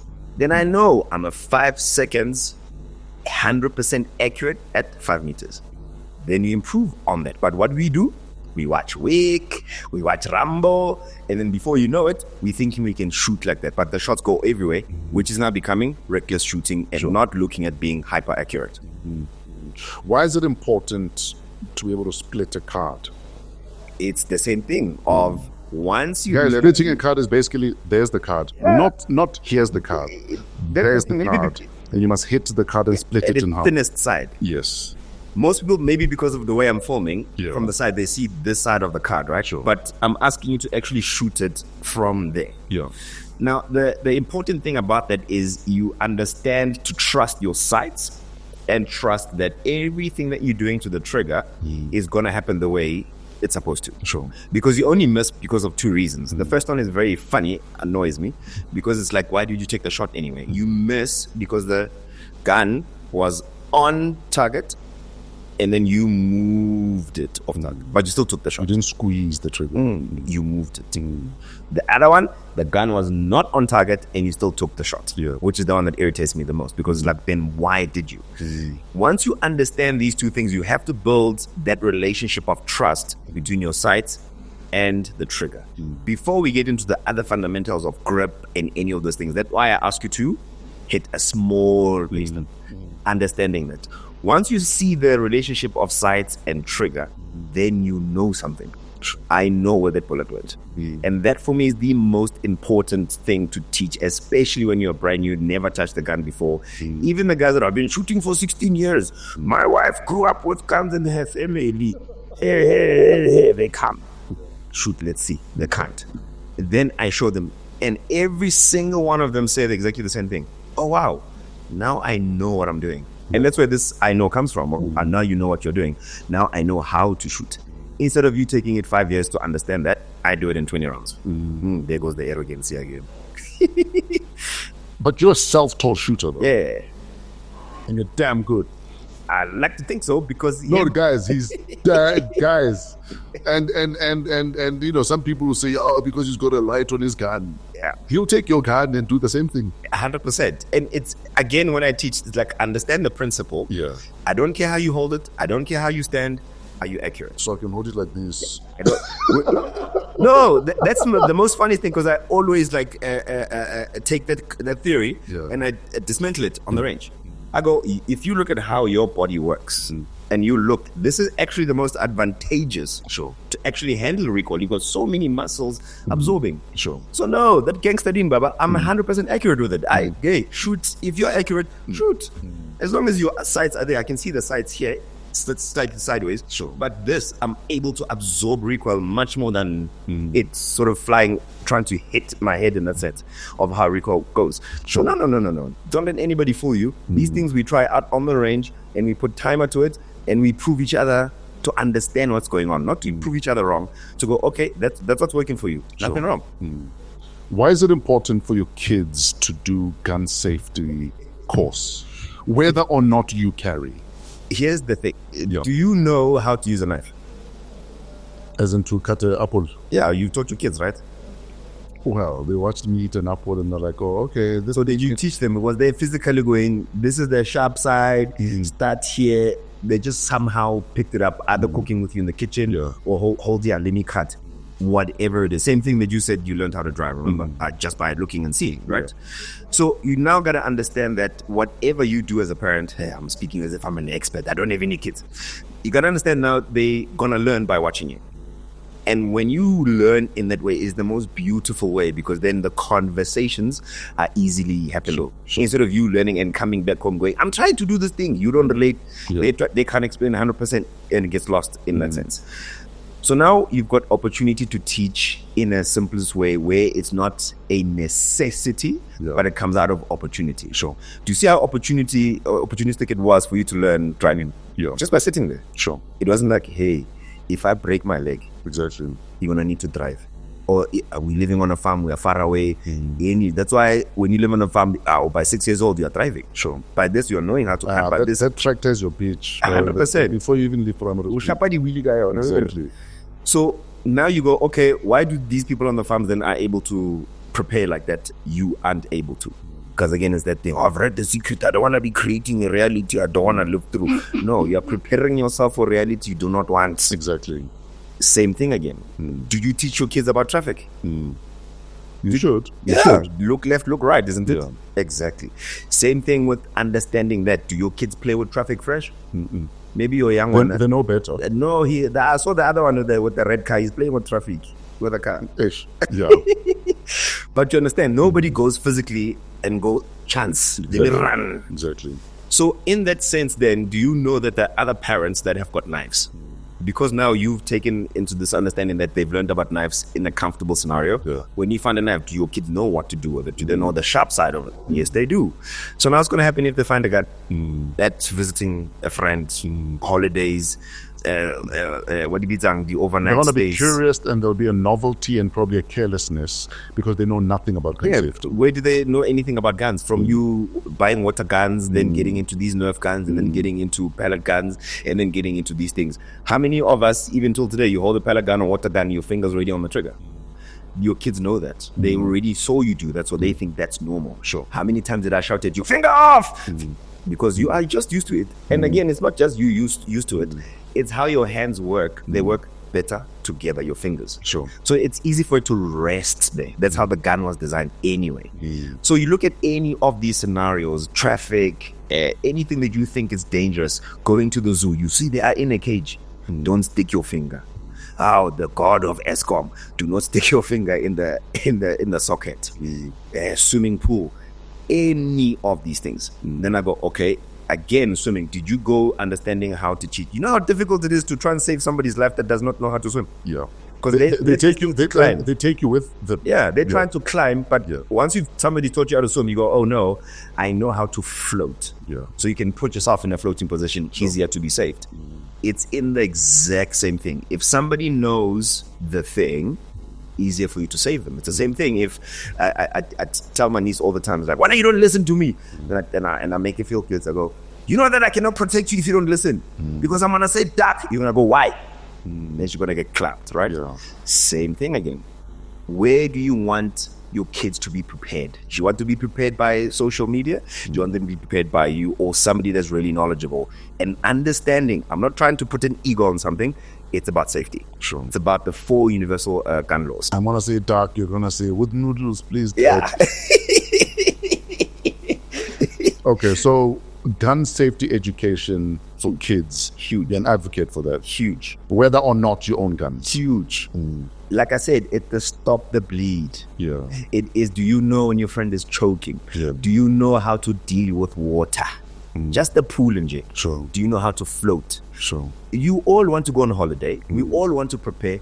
Some of my friends these days, and I'm earning enough money. Because where's that place you went there where the houses in the water? Yeah. Do you know how to swim? Because then from where you're going, you have to ask for a boat now. Sure. Instead of just, hey, baby, let's just go and swim over there. Now you're becoming extra. Would you like to walk to the top of the mountain? Then get fit before. I want to go do this thing, snowboarding. Baba, the climate over there, chest, there's not enough oxygen. If you're not fit enough, you're not going to be able to do any of those things. So for me, it's all of those things that for me, it makes sense. But some people are going, but so it makes sense for you. You are paranoid. Baba, be prepared for what you want in your life. Who should own a gun? I would say anyone that really, really understands the idea of first responder. Sure. So some people own a gun and say, you know what? I just want to protect myself when I'm at home. Nothing wrong with that. I want to only protect myself when I'm traveling. Any of these scenarios where you feel, wait again, I'm going into a different area, different suburb or whatever, I'm not feeling safe. I work by myself, I'm going to the mines, I'm traveling far by myself. Any of them is exactly any of those things. And then it gets into the mindset, because there's this belief also, and I'm only finding it from black guys and females are going, I don't trust myself. And I go, but who told you that? You are able to walk from there to the toilet. Did you make yourself fall over? Did you kill yourself? Like, where does this thing of, I don't trust myself, I'm a beast, I'm an animal, and those kind of things. Even for me, like once I started becoming public, people are going, don't argue with Sydney, because when Sydney argues, he's very volatile. What if he might now take out the gun? I'm like, you've argued with me with a knife in my hand, right? You've argued with me when I have a proper fire, like I'm cooking. Did I throw it at you? No. So that mindset, where does it come from? And people might have 8 different ideas, but I go, look at that and start to understand who then is going to be your first responder. And most guys and girls that understand that is the guys that have been doing like martial arts from teen, Yes. and understanding what self-defense really means. Because it's like when I explain it, people go, huh? And it's like this. You're playing self-defense according to the law. It's very simple. You are playing a game, but you don't know what sport it is. Yeah. You don't know what ball we are using. We don't know when it's starting. Sure. The perp knows in the morning, Ola Silenje. Yeah. That is my game. It's on. And if you just look like Funny or look that way, Yeah. it's on. When are you thinking, I'm taking my kids to school, I'm thinking about my work, I'm thinking about SARS, I have to hand in these things. You are not thinking all the time protecting yourself. Yeah.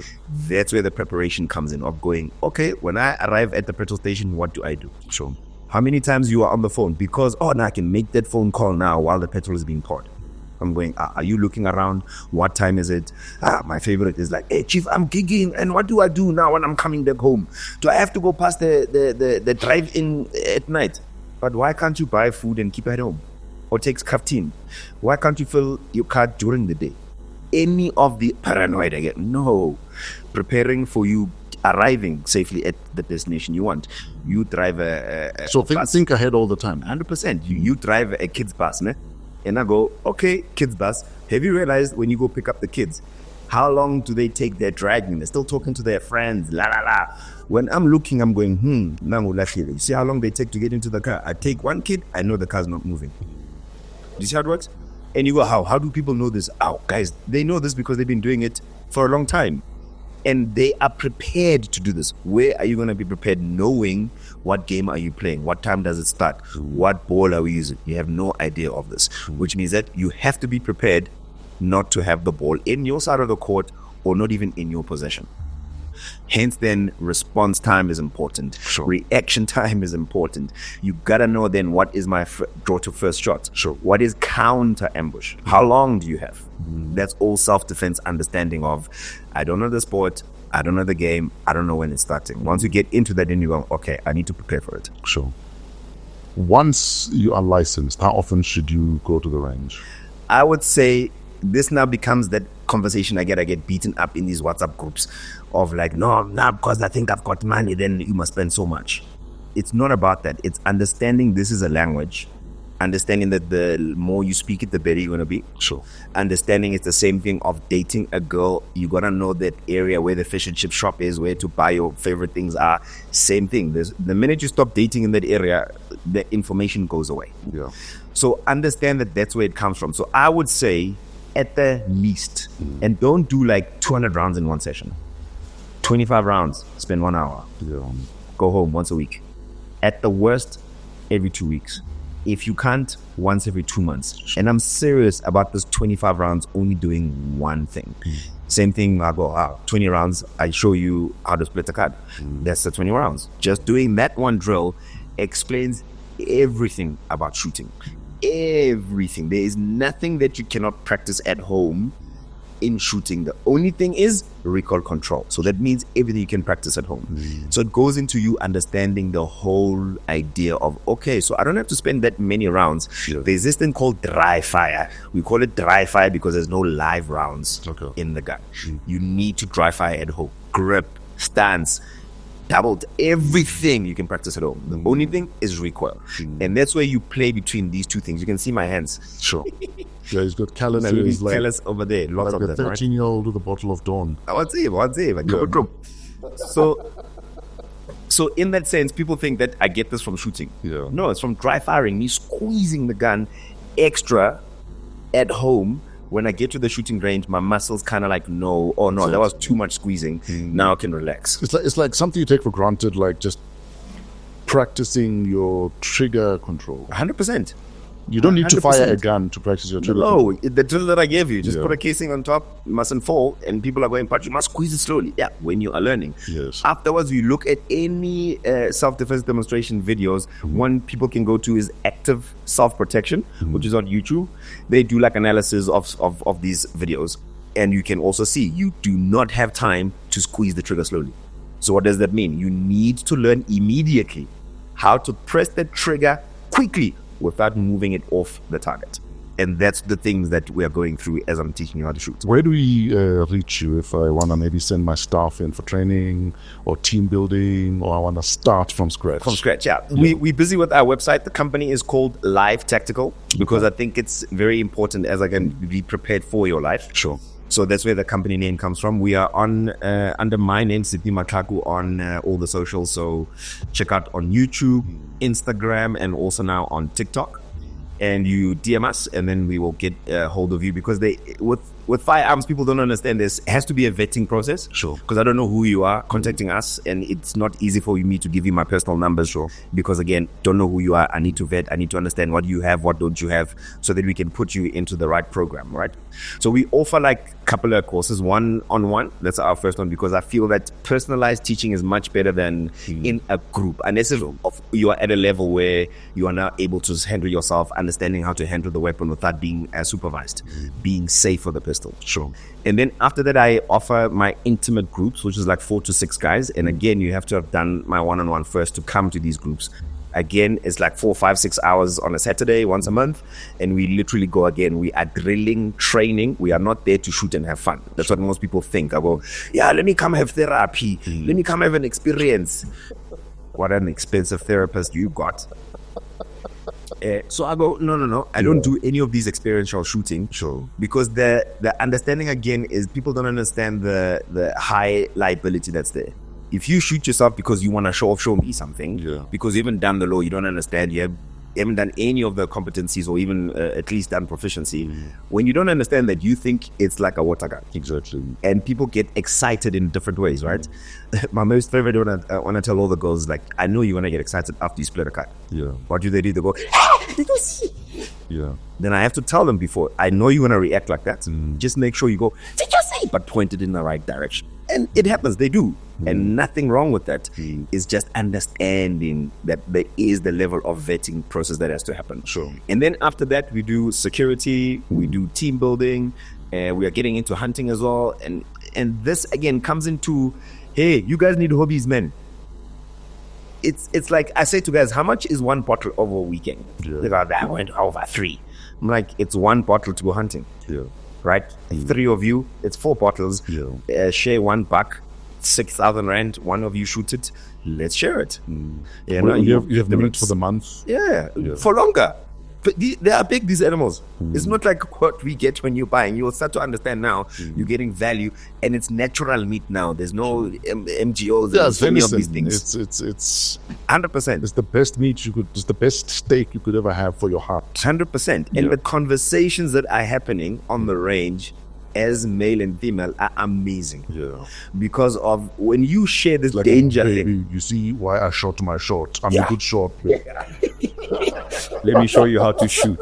No, you hold it like this, babe. Even with males, and it's the same thing. You're starting to have these conversations. I saw a few of your clips going, men must talk, how to talk, loosening up on the shame, not shaming each other, all these things. They are starting to happen now when we go, let's go and go shoot, because then it's the Friday, the Saturday, then maybe you missed the whole of Saturday. Sure. Yes, we can tease you all day, but the conversations are more important. It's like, baby, but you know, in the bedroom, I don't miss. Yeah, how? Give me another chance. So those things for me are very important. And again, that you stress, putting yourself into a position of something that you've never done before. Sure. It's a hobby you want to improve. What does that mean for your life? As you said, the more difficult things you do, whatever comes in your life doesn't seem difficult anymore. Nothing is overwhelming. Even an illness, even whatever, you're going to look at it and go, okay, I've gone through that before. I know how then, okay, I just need to go through the doctors. It's just an admin work after that now. It's no more like the emotions of like feeling sorry for yourself. And you just know, I know how to act. I know what to do. Yeah, because I've planned for this scenario. 100%. Yes, sir. It's the same thing of like, Sid, are you not paranoid every time you're thinking about being hijacked? I'm like, I think about it all the time, every day, because I'm getting into my car. If somebody comes like this, I know, okay, if they don't search my waist, I'm running away immediately, because I don't want to be dealing with me either having to discharge my firearm, because it needs more things. It's much easier to go, they took the car insurance deal. I always say to guys, having a firearm is like being a 3rd, 4th, 5th Dan black belt. Yeah. It doesn't mean because you can fuck up a guy, you must fuck up a guy. Yeah. You must avoid using it as much as possible. It's your last resort. And again, I can get into hyper. If you can run away, rather run away. 100%. And even in court, they're going to ask you, did you have an opportunity? Yeah. I've been now a few times to these court cases. They're long, but you start to understand the jargon, the language, and everything. You start to decipher. They ask you, same thing with at night. Yeah. Did you have a source of light? Sure. So how did you see if he's got a weapon or not? Sure. When you're defending yourself. Any of these things, that's when I go, preparing is much better. There was the case of the 2 cops in Bramfontein, where the one shot the other because he felt he was going to shoot him. But he was still found guilty because he went over and above what he ought to have done. Because can you talk about that? Yeah, and again, I'm gonna get clapped in the comments. I don't care, because of I'm not the lawyer and the case and whatever. But you must understand it from an understanding of self-defense. What does it mean? Sure. What are the terms of what do you call it? In terms of engagement, what are you allowed to do? So we know that there's 3 conditions. One condition is that the attack must be against a person or third party. Third party meaning my girlfriend, family, friend, or somebody that I see what's happening. Sure. So we can talk about that third party a little bit more also, because it gets a bit confusing. And then the other one is that the attack must not be against property. Sure. What does that mean? If it's against property, you cannot protect. Okay, so Or they're lethal. So for trespassing, I can't shoot you. No. Yeah. Because I could be lost. I could be running away from something, trying to save my I life. could have dementia, and I don't even know I'm on your property. 100%, right? Any of these cases. And the last one also harps on again on this understanding of the attack must be busy happening, about to start, or already be happening. And once you understand these 3 scenarios, that's why I say you can put any scenario and you go, what happens if somebody jumps over the fence and this happened? Then I go, check these 3. Yeah. Was it a lethal and unlawful attack on a person? Was it against property? Or what was happening? And then you can start deciphering through to go, what is the right action to take? So it goes into then looking at, okay, if I'm looking at a scenario of myself going, if I get hijacked like this is how I'm going to act, respond, not react. Because then reaction means that you are literally caught by surprise. You've never thought of this scenario, or maybe get into panic. Do I know if I'm going to get into panic or not? I don't know. But I'm preparing myself not to get into that panic state of knowing exactly how to act. Hence, I'm going, if I get hijacked or something like that, and they don't tap my waist, Thank going, God. I'm gone as quickly as possible. Yeah. It's the same course that I used to teach anti-hijack at BMW as well. Forgot that I used to do that. And explaining certain things like rings. When somebody's looking through the window and they see shiny something, they might think that's a pistol. It might make them react and get you a shot out. So understanding movement, how do you then move so that somebody understands that you are compliant for a particular? Do you understand counter ambushing? How long do you have, And it's the same thing of active self-protection. They explain it so beautifully. It's like, if I can see your ear, how long do I have before I can do anything to you before you realize? If I see the back of your head, how long do I have? And understanding, that is where the 2 seconds and 1.5 seconds come from. Because if I see your ear, I've got 1.5 seconds. If I see the back of your head, do you have a 1.5 seconds draw to first shot that's 100% super hyper accurate? That's where now that conversation comes in when I'm starting to teach and for people to understand. So the case of the 2 cops in Bromford. Oh, yeah, sorry. Yeah. So this goes into now understanding that you are supposed to defend yourself to stop the threat. Yeah. Not to eliminate the threat. Okay. Because in that time for them, even their understanding as law enforcement, theirs is different engagement. It's not like us. They are at the level to either eliminate, put you in the back of the van because you're a criminal kind of thing. But with their thing, they are in their personal capacity doing this thing. So in shooting, if you look at the videos again, I hope they're still available because now they get taken away very quickly. There's this drill called the build drill. Okay. We practice it all the time. It's basically about to teach you for training purposes only, not for self-defense, which is why this gentleman then gets into trouble here. You're supposed to be able to shoot to help you understand grip, how does grip work, and trigger control to be accurate within 6 shots to test if you are an expert in grip, right? So we do this drill all the time, but it's not how you do a self-defense. Because now, these days, it's easier because of the videos and the recordings. You can now count and calculate whether did you shoot this consciously or unconsciously, meaning by the first press, 6 rounds coming after that, did you decide 6 rounds at first press, or was it consciously bam, bam, Okay, I'm not bam, done. I need to do it bam? again. Yeah, because he's still pointing a gun at me, bam. He's still shooting back, bam. Was it ba, ba, ba, ba, ba, ba, ba, ba, all in like 2 seconds? Sure. And that's where now the trouble gets into place of the guy that got jailed now because of this, because then he shot 6 rounds, and then they climbed. Sure. And then a couple of 2 of them hits out. Sure. So now it goes into, what were you doing? Were you trying to stop the threat, or were you trying to eliminate the threat? And that's where now he gets in trouble, because now 6 rounds shot unconsciously, you are trying to eliminate and not trying to stop the threat. And that's where the trouble gets into it, again, going to the huge burden that you have to understand. It's these 3 again also. Is it a lethal and unlawful attack? Yes, he had a pistol around, he's even pointed it at you, you are at your car. Were you able to drive away? If you drove away, do you think he was going to shoot? These questions get asked. Trespasser on your property. Yeah. And you're carrying. Yeah. Do you alert them that I've got a gun? If you say that, you are changing their behavior. If you're changing their behavior, you are threatening them with lethal and unlawful force. Okay. You're going to be in trouble. So what do you do? Fresh. A sambok. I brought you a present. But you take out your sambok, but you don't know if they're carrying or not. No, I think that's why you get to understand the rules of why certain people feel like, if we are then self-defense, we are always got a foot behind. Okay. That's where it is. It gets into, do you understand how to distract someone, even if they're carrying this? Can you distract them first, draw to first shot? Okay. Any of these things. But get something less lethal. Okay. Some people like to get a baton and all these things. So I draw my shambok, he draws a gun. Then what? You draw your gun out. But I still have a shambok there, I'm fumbling. You throw it at his eyes, Baba. And you get your gun out. Because then it's no more trespassing, which is why then people face each other and say, why are you on my property? Me, you're just going to hear a voice. Yeah. You're not going to know where I'm at. Yeah. Because I don't want to expose myself. Sure. Right? Because I can easily be hiding cover and then still be able to tell you what to do without threatening your life with deadly force. Okay. But my voice will allow me to see your next move. Exactly. And then if you draw a gun, then you know, because he's going to draw a gun and look around, he's not going to see you. Yeah. Then you know what to do. What do you do? In that essence, then, you see, trouble again. I cannot tell you what to do. in the sense that I might be giving... Hypothetically, what would you do?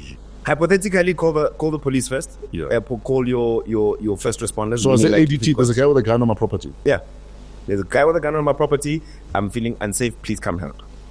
Call the police if you can. At the same time, I let anybody in your family. It goes again with, is your family members prepared? Do they know what to do in case that happens? In the event, yeah. Exactly. And if then you're feeling threatened, then chief, save your life. It is that simple. There's no 110 ways. You don't have to ask. It's the same. So you're not allowed a warning shot? No. That's another one, right? Yeah, because you're discharging in public. Think about it this way. Yeah. It's not just discharging. How do I know that the first round or the second round was meant for? So I could have shot you with the first round and said, it was the first round was a warning shot. Yeah. So those things gets taken out and easily argued out of the law, and it comes back from apartheid time where they were able. The warning shot was at you. Exactly. Yeah. Because you're on somebody's property. Yeah. So then we were like, okay, how do we know the first round is this or second round was that? Sure. So no, none of that, because again, there's a neighbor actually that got taken his guns away the other day in my neighborhood. Exactly the same thing. He heard somebody, took a few shots. His next door neighbor then took him to the police. Then they came the next few days and took everything. Now the guy's not allowed to have guns because of not understanding that you're changing somebody's behavior by threatening them with lethal force. That means that you could be taken to jail. Charged. End of story. So when you find somebody on your property, it's best to investigate, because again, what that investigation means is just a voice, and get somebody else to then go investigate that you've hired for that. If you're unable, the things that they are taking is just property. Yes, I know that some property you might have something that you use for work that is very important, like a fan. Maybe it's got your equipment in there, you're cooking, whatever. If they damage, that means that week you're not going to earn, or that month you're not going to earn. So yes, it gets into that. Hence, I'm saying get like pepper spray. That gives you distance. That's why I like less lethal, because this gives you distance. Distance gives you time. Time gives you options. I have this at each doors at the house. What is that? It's a pepper spray. A pepper spray, yeah. It's a nice tiny one, can fit anywhere, and people stop using it like a doom. You cannot hit somebody like this. Yeah. You use your thumb, and that's how you spray with it. Sure. And in case something happens, at least you can use it also and hit somebody with it. And it's not much, just on the knuckles wherever bones are exposed. Yeah. Nothing hectic. So it gives that opportunity. If somebody jumps over, you can spray them with them. Spray, and it goes at distance. There's bigger ones that also give you exactly the same thing. In my garage doors, I've got two just there also. Anybody in the house, from the guy that comes to do our garden, the guy that comes to do the pool, they know where these things are, because I also want them to be aware that we don't want to get robbed on the days that are there. Because you know how when the house is open, everybody's in and out, it looks easy to come and just live and do things. So it's those kind of things of prepare your family, prepare the people that are working in your area, do a SWOT analysis of your area. Know the guy that's a corner of the street that sells anything, and give them some food just to, have a conversation. And I think most importantly, understand that owning a gun is more of a burden than freedom. 100%. 100%. It gives you an extra carefulness that you didn't think you would have. So that beast you thought you have, it will be tamed very quickly. Yeah. Because then you will know, I stand to lose that, my family, my this and that. No, let's not bother. Yeah. Same thing, my boys go, hey, chief, let's go. We want to go to the drinking hole. I go, leave that thing at home, and all I carry is this. Yeah. In that sense, because I know things escalate, it's easier than to pull out. You even hear of dumb shit that guys do, that, there's a domestic issue at home. Yeah. And you pull out the gun. You don't even point it at your partner. You just pull it out. You go to jail for that. Quickly. You go to jail for that. Quickly. Like I said, once you start to look at these charges, you'll start to realize 3 to 5 years. And then he pointed at the admins, it's another 4 or 5 years. And then he threatened me like this. He said 15 years easily. Yeah. Easily like that. And hence I go, you're looking at these sort of domestic violence, and you're going, guys, the minute we are all equal in that sense of what kind of force can I impart on you, the conversation changes. The idea of how I treat you changes. The way I speak to you changes. any of There's these more at stake now. Absolutely. And for both, remember? Yeah. Because we both now gone to go get the competency. We know what that means because you understood the law. Yeah. You know that if this happens, it means today. And the other thing with self-defense as well is that when you are in that self-defense situation, it's basically you admitting that I did do that thing to that person. I harmed that person. But under what conditions? I was self-defending. So that means you're already admitting, some people will say, to guilt. Then you have to prove yourself innocent. So when you start looking at it like that again, you go, oh, so that is why then everybody that shoots somebody, you'll go to jail first for like maybe the few hours night until they investigate and then get let out. Because the charges, you discharge the firearm. You 1, 2, 3. There's a few charges that could go on that. But it doesn't mean that you'll be in jail forever. It's just until for the first night to investigate. And then again is understanding the process of what needs to happen when you do get into a self-defense situation. What do you do, Fresh? Absolutely. You know what I mean? And it's understanding you've got 72 hours before you can hand in your statement. So you don't have to put in a statement at that time when something is happening. You just say, I was in a self-defense demonstration. Somebody got hurt. Please bring ambulance and cops. That's all you say. And then you go sit with your lawyer and then write the statement that you'll hand in over 72 hours later to the SAPS as a formal statement. But before then, at least you got 72 hours before anything happens. Sure. Brother, we are out of time. But before I let you go, I'll let you shoot one last shot. Tell us about your ginger beer. Where do we find it? So we've got ginger beer. My mother makes it, and we all at the family sell it for all types of mikete and all sorts. Your mom makes incredible ginger beer. It's amazing, isn't it? It's even better when you half freeze it and have it as a slush. Guys, there's no ginger beer better than your ginger beer. This is like, and the thing is, I think we're still the only ones in the world that is making it with fresh ginger. Everybody makes it with the powder. For real? So it's got a freshness flavor to it that you cannot get with any other khamera or any other ginger beer. And it's not too sweet. It's just right. You just got it right. It comes back from my father having diabetes and my mother making different types of ginger, khamera, and we have it. So it sits at pharmacies because when you took it to the lab, the results can be great. Like your sugar content and all that, because the sugar, most of it comes from the ginger itself. So it sits at pharmacies, it sits at health shops, it sits at your fruit and veg shops, your Impala's fruit and veg shop in Bryanston. What's it called? It's called Kotse Khamere. Kotse ginger drink. And we also make one that's fermented. We are going to fermentation now as well. And that's going to be sitting for mikete, so that one's going to be ordered in bulk, so it's coming very soon. So yeah, that's the ginger beer. It's got 2 flavors, one ginger and the other one is ginger and pineapple put together. My only problem with your ginger is it doesn't have that event there at the village, and you can taste that auntie removed a fly that was floating on the top there. That's the fermented one. That's the fermented one, Papa. It's gonna have my little squeeze of Exactly.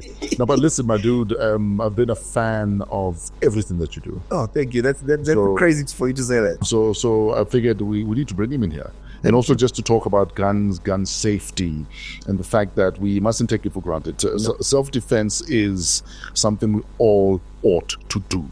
Our country is in a weird position. Gun or no gun. Our country is in a weird position that there are more guns in the security sector than the cops. There are more people protecting other people than the police having to protect its own civilians. So that means that you're going to have to be your first responder. Absolutely. That's simple.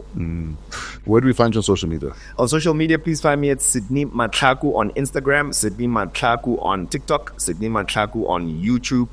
And that's about it. And also at Kotse Ginger Beer. You can also find us at Black Man Hobbies, because you guys need hobbies, man. Hey, Fresh, you need a hobby, Fresh. My man. I've been hobbying all my life. Yeah, at least you hobby. So you can find me in that. Also, live tactical on our social media. So please get a hold of us, DM us, and then we are quick to respond, man. Thank you very much, first. I really appreciate it. Great stuff. And there you have it, guys. Another episode of Wow, What a Week with an incredible gent, Sydney Matlhaku. Show him some love, show him some support, and show yourself some love and get some protection. I'm not talking just guns, but protect yourself. Many any means necessary. Coming to you from AMP Studios, downtown Johannesburg, we're part of the Africa Podcast Network.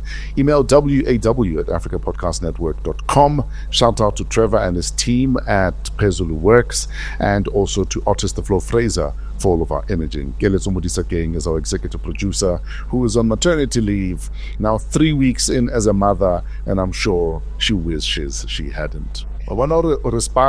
That's children. Well, a lot of work, girl.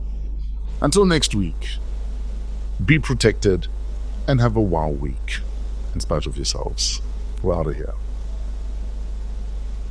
Cooks.